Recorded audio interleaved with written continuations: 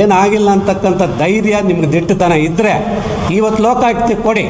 ಅದು 6,30,00,000 ರೂಪಾಯಿಗೆ ಎಲಿಜಿಬಲ್ ಅಂದರೆ ಕಟ್ಟಡ 6,6,5 ಕೋಟಿ ರೂಪಾಯಿ ಕೆಲಸ ನಡೆದಿದೆ, ಕಾಮಗಾರಿ ಪಕ್ಕಾ ಇದೆ ಅಂತ ಏನಾದರೂ ಸರ್ಟಿಫಿಕೇಟ್ ಕೊಟ್ಟರೆ ನಾನು ನಿಜವಾಗ್ಲೂ ರಾಜಕೀಯ ನಿವೃತ್ತಿ ಮಾಡ್ತೀನಿ. ಎಲ್ರಿಗೂ ನಮಸ್ಕಾರ.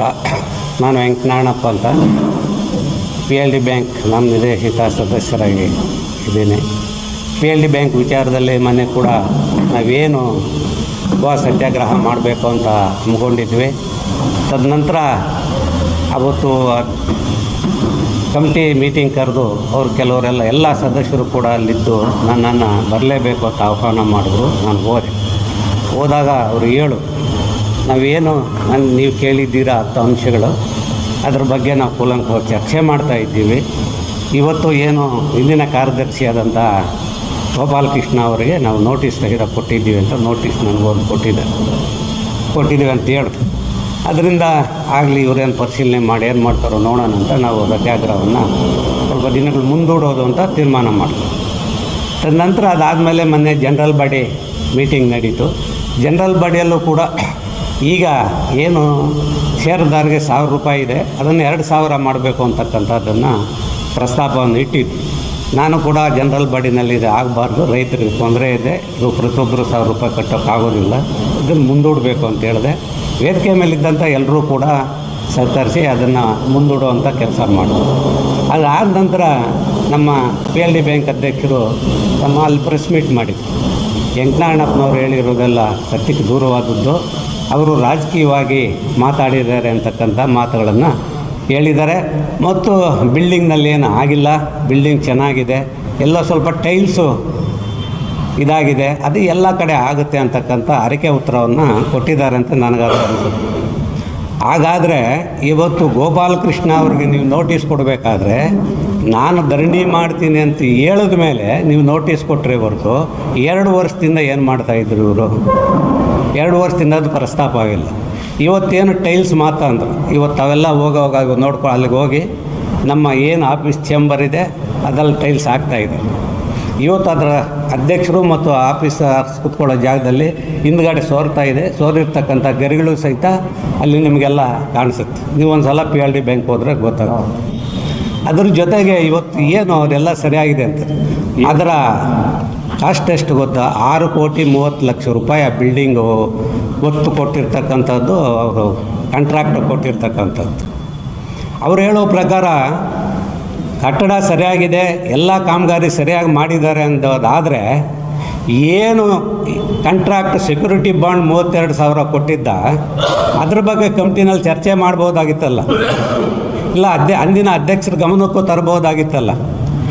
ಏನು ಇಲ್ದಿರೇ 32 ಲಕ್ಷ ರೂಪಾಯಿ ಬಾಂಡನ್ನು ಕಾರ್ಯದರ್ಶಿ ಗೋಪಾಲಕೃಷ್ಣ ತೆಗೆದುಕೊಂಡೋಗಿ ಅವರು ಕಾಂಟ್ರಾಕ್ಟ್ ಕೊಟ್ಟಿದ್ದಾರೆ. ಅದರ ಉದ್ದೇಶ ಏನಕ್ಕೋಸ್ಕರ ಕೊಟ್ಟಿದ್ದಾರೆ ಅಂತಕ್ಕಂಥದ್ದು ತಾವೆಲ್ಲರೂ ಯೋಚನೆ ಮಾಡಬೇಕು. ಅದಾದಮೇಲೆ 2 ವರ್ಷ ಆಯಿತು, ಇದುವರೆಗೂ ಅವರು ಅದರ ಪ್ರಸ್ತಾಪ ಮಾಡಿಲ್ಲ, ಕಾರ್ಯದರ್ಶಿ ನೋಟಿಸ್ ಕೊಡಲಿಲ್ಲ, ಏನೂ ಇಲ್ಲ ಅಂತ.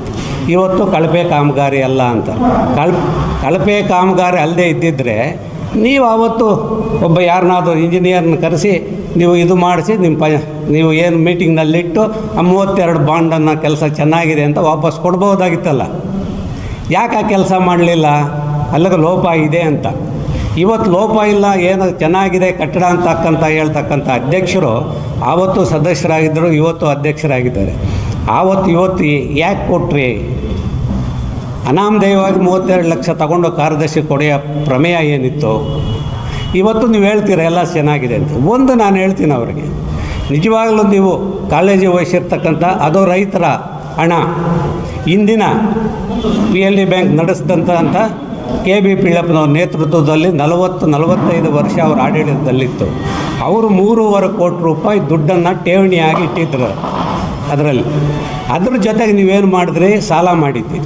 ಸಾಲ ಮಾಡಿ ಕಟ್ಟಬೇಕಾದ್ರೆ ಯಾರ ದುಡ್ಡು? ರೈತನ ದುಡ್ಡು ಶ್ರಮ ಬಡ್ಡಿ ಕಟ್ಟಿರ್ತಕ್ಕಂಥ ದುಡ್ಡಿನಲ್ಲಿ ಇಷ್ಟೊಂದು ಅವ್ಯವಹಾರ ಆಗಿದೆ ಅಂತಂದರೆ ನೀವು ಯಾಕೆ ಅದನ್ನು ತನಿಖೆ ಮಾಡಿಸಲಿಲ್ಲ ಅಧ್ಯಕ್ಷರಾದವರು?